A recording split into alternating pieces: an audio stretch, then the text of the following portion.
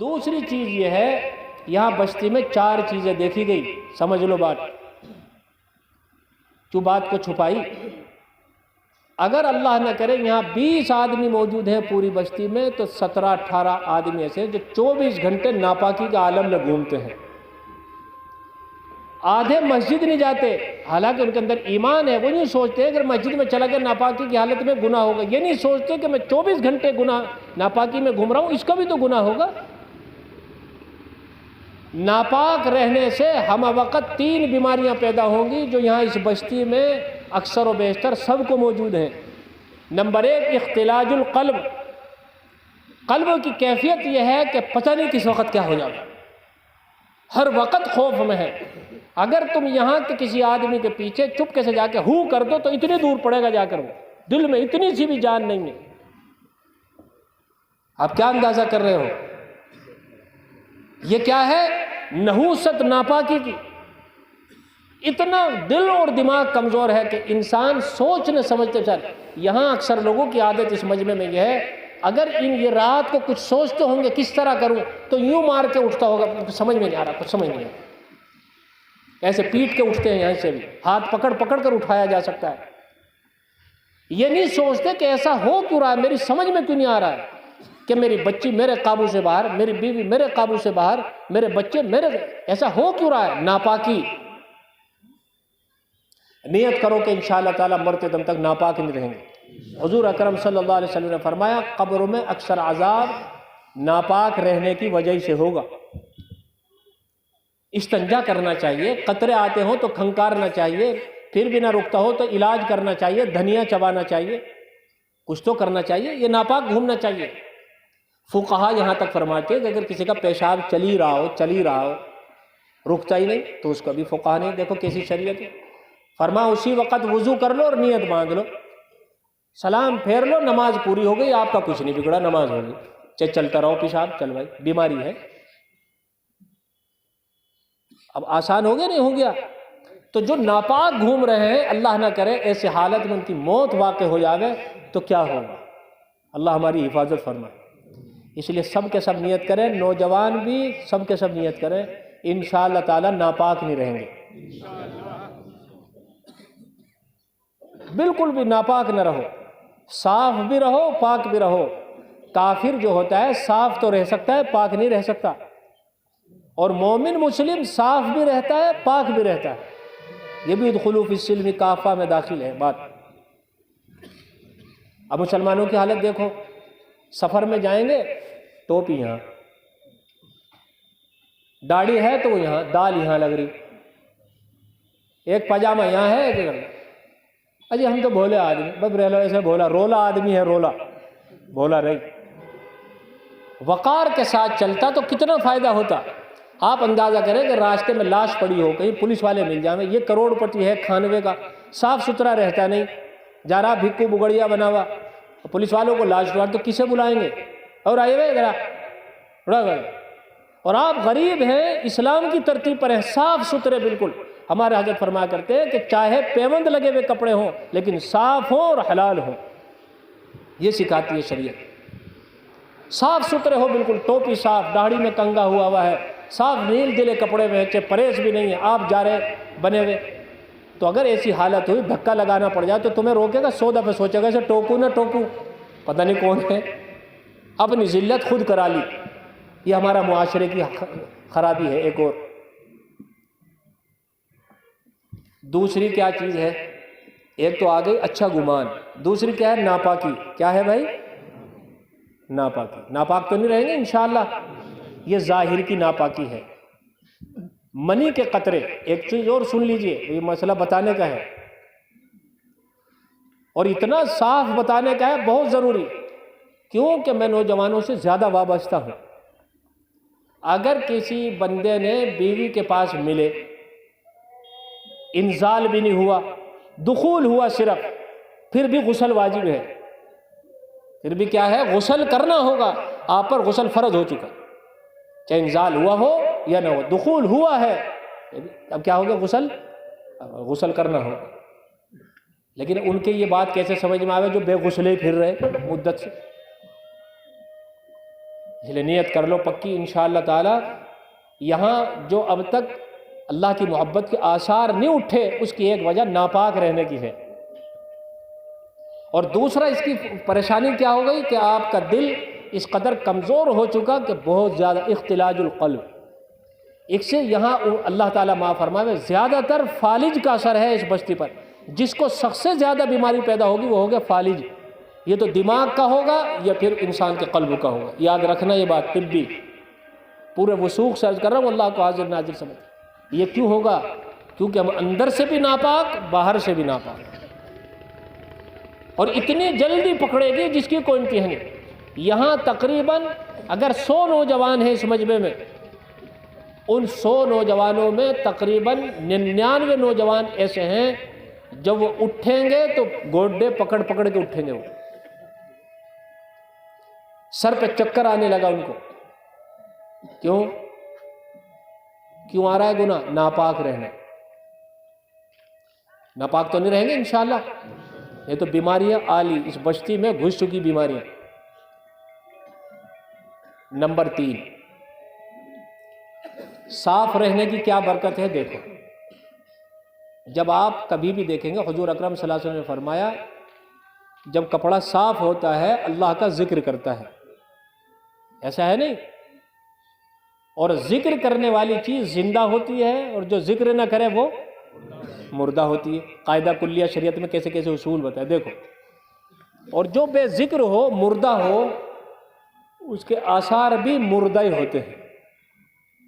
مثال کے جب آپ نے زندہ دیکھا تو آپ کو ڈر سا لگے گا، مردے کو دیکھو رونے سے کوئی جی کرے، مردے آثار، زندہ زندگی کے آثار۔ تو جب انسان کے کپڑے میلے ہو جاتے ہیں، گندے ہو جاتے ہیں، اللہ کا ذکر چھوڑ دیتے، اس کا اثر بھی دل و دماغ پر ایسا ہی ہوتا ہے۔ کیسے؟ مثال دیکھیے، جس دن آپ نہائے دھوئے،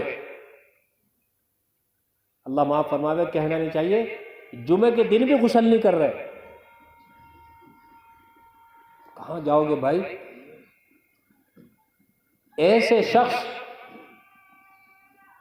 صرف چٹکی کا مسالہ ہوتے ہیں، چٹکی کا۔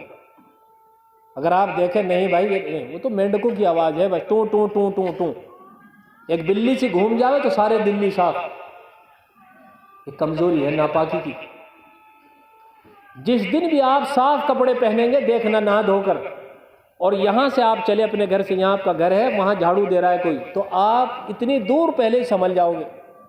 آتا نہیں اثر آتے ہیں کبھی ولیمے میں گئے ہوں نہا دھو کر، تو اتنی دور سے دل ایک دم چوک چوبند، ارے بھائی ذرا آہستہ لگاؤ جھاڑو، کہاں سے کرنٹ آرامی ہے جی، کہاں سے آیا؟ کیونکہ اس نے وہ کپڑے پہنے جو پاک ہیں، صاف ہیں، اللہ کا ذکر کر رہے ہیں، اس کو زندہ کر دیا، اس کے دل کو زندہ کر دیا، اور یہ پہلے سے بیدار ہو گیا کہ بھائی ذرا رک جاؤ۔ اور اگر کہیں بھینسی نہا رہی ہو پھر تو اتنی دور پہلے رک جائے گا، پہلے پائنچے اٹھا لے گا، ارے بھائی ذرا رک جاؤ۔ یہ کاہے کی برکت ہوئی؟ صاف رہنے کی، صفائی سے آپ ایسے دل و دماغ میں سوچنا شروع کر دیا، لیکن اب آپ کو کچھ بھی سجائی نہیں دے رہا، کیوں؟ نہ صاف ہے نہ پاک ہے۔ یہ ہے صفائی کی برکت۔ ہمارے یہاں جھنجانے میں حضرت میاں جی نور محمد جھنجانی رحمۃ اللہ علیہ تھے، اللہ ان کی قبر پر رحمت فرمائے جی، اولیاء دیوبند کے سرتاج۔ وہاں لوہاری میں ایک درخت تھا، پرانے زمانے میں لوگ دھوپ میں بیٹھ جایا کرتے تھے اس کے نیچے۔ اچانک سے حکومت کا آرڈر آ گیا کہ بھائی اس کو کاٹ دو، سڑک وغیرہ بننی تھی۔ اب بیچارے گاؤں کے زمانے میں غربت ہوتی تھی، لوگ بڑے پریشان، کہاں جائیں؟ اللہ والا دکھے، چلو بھائی حضرت کے پاس چل رہے، فرما حضرت کچھ دعا کر دو۔ وہ پیڑ کٹنے کی نوبت آ گئی، غریب غربا بیٹھ جاتے ہیں اس کے نیچے دھوپ میں۔ فرما اچھا۔ حضرت نے سر جھکایا اور اپنا رومال دیا کوڑا بنا کے اس کا، فرما جاؤ اس کے لگاؤ بسم اللہ پڑھ کے، 3-4 دفعے اس کے کوڑے لگاؤ۔ لگا دیا۔ اگلے دن آرڈر آیا بس وہ پیڑ نہیں کٹنے کا، کہو سبحان اللہ۔ دیکھو کسی عالم نے پوچھا حضرت بات سمجھ میں نہیں آئی، آرڈر بدل گیا، یہ کیا تھی؟ فرما کچھ نہیں، اپنے کام میں لگو۔ فرما حضرت مجھے تو بتا دو۔ فرما وجہ یہ تھی اس پیڑ نے اللہ کا ذکر بند کر دیا تھا، اس لیے تباہی کے فیصلے شروع ہو چکے تھے۔ کوڑا لگوایا، اللہ کا ذکر شروع کرے، آرڈر بدل گیا۔ تو مردوں کے لیے تو یہی حکم ہے کہ دفناؤ، یہ زندوں کے لیے بھی یہ حکم ہے دفناؤ، ہم مردہ ہو چکے۔ ایک بات پھر مجھے انہی کی طرف سے ابھی مجھ سے پہلے عرض کر رہے تھے کہ کفر کی چالیں، ایک چیز یہ ہے اسی آیت میں، جب آپ اس میں داخل ہو گئے تو پھر موت سے نہ ڈرو۔ کہاں سے نہ ڈرو؟ موت سے دو انسان ڈریں گے۔ نمبر ایک، گناہگار۔ اگر دکان ہو راستے میں اور اس کے تمہارے اوپر قرضہ ہو 15 روپیہ، ادھر کوئی جاؤ گے؟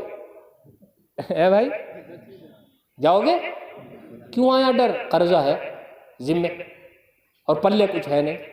اس لیے بھی بزرگان دین فرماتے ہیں کہ ادھار نہ کھایا کرو زیادہ، اس سے نقصان ہوگا۔ اس سے مسلمان بالکل زبان کے چٹکارے میں آگے پہنچ گئے۔ ہمارے حضرت نے اللہ ان کی عمر میں برکت فرمائے، ایک عجیب بات فرمائی، کام کی ہے۔ ایک آدمی کے پاس پیسے نہیں تھے، رسگلے کھانے کو جی کر رہا تھا، رسگلہ رسگلہ رسگلہ، چلا گیا رسگلے والے کے پاس، اب پیسے ہیں نہیں، اب کیا کرے؟ تو جوش آیا، ارے بھائی ذرا 2 رسگلے لگاؤ، دیکھو کیسا نیتا جی بن کے کھا کے لاؤ، اب بھائی کل کو دے دیں گے، اب وہ کل کو ہے نہیں، اب اس کی کل بے کل ہو گئی۔ پہلے سکون سے چلا جاتا تھا، اب رسگلے سے یہ فائدہ ہوا کہ وہ سڑک بھی چھوٹ گئی کل کے بھروسے۔ نہ کل کے بھروسے ادھار کرو، نہ کل کے بھروسے قرضہ لو۔ ایک واقعہ مجلس میں سنایا کہ ایک شاعر تھے، نواب صاحب کے یہاں ایک محفل منعقد ہوئی، شعر و شاعری کی، بڑے آدمیوں کی تعریف کرتے ہیں نا شعروں میں، جیسے نظامت والے میری تعریف کر رہے تھے، خیر اللہ ان کو جزائے خیر، اگرچہ گالی نہیں دی بیچاروں نے، یہ اچھی بات ہے۔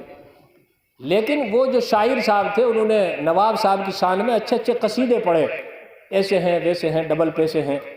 نواب صاحب نے ان شاعر صاحب سے کہا کہ بھائی ماں واہ بھائی واہ، ہم تمہیں کل کو 500 روپیہ دیں گے۔ کتنے دیں گے اس زمانے میں؟ 500۔ اب شاعر صاحب تو بھائی پل گئے، بھائی اس زمانے میں لاکھوں روپیہ، 500 روپیہ، اسٹیج پہ بھی سمجھ لے یہ بات۔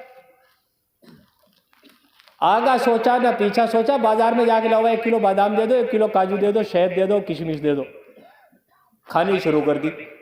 نواب صاحب نے کہا تھا کل دیں گے، وہ کل چلی گئی، پرسوں چلی گئی، 4-5 دن ہو لیے۔ اب شاعر صاحب کو پریشانی ہے، مجھے پیسے بلائے ہی نہیں، پیسے دیے نہیں، ادھار کھا لیا۔ اب دیکھو کتنی ذلت اٹھانی پڑتی ہے ادھار سے۔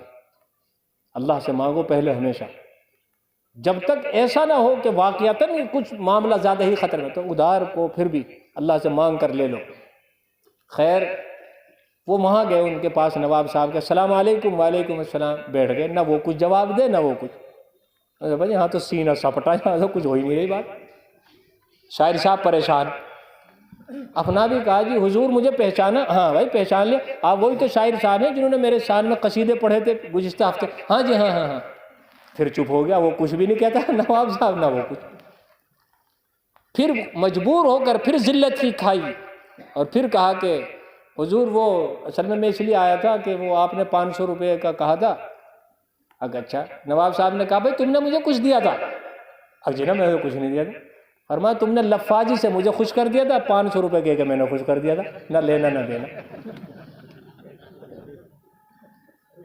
یہ ہے ادخلوا فی السلم کافہ، ہوئے تھے داخل۔ اگر صحیح بیٹھ جاتے گاڑی میں شریعت کو سمجھ کر تو یہ ذلت نہ اٹھانی پڑتی۔ اب کیا کرے؟ امی جی شیروانی بیچنی پڑ گئی، کیا کرتے ہو؟ تو کل کے مسئلے میں نہ گناہ نہ قرض، چاہے فاقہ کرنا پڑ جائے، تو 2 آدمی ڈرتے ہیں، ایک گنہگار اور دوسرا وہ آدمی جو توبہ نہ کرتا ہو گناہ کے بعد۔ یہ 2 آدمی ہمیشہ موت سے ڈرتے ہیں۔ اس لیے ہمیشہ جس کو جینا ہو وہ مرنا سیکھے۔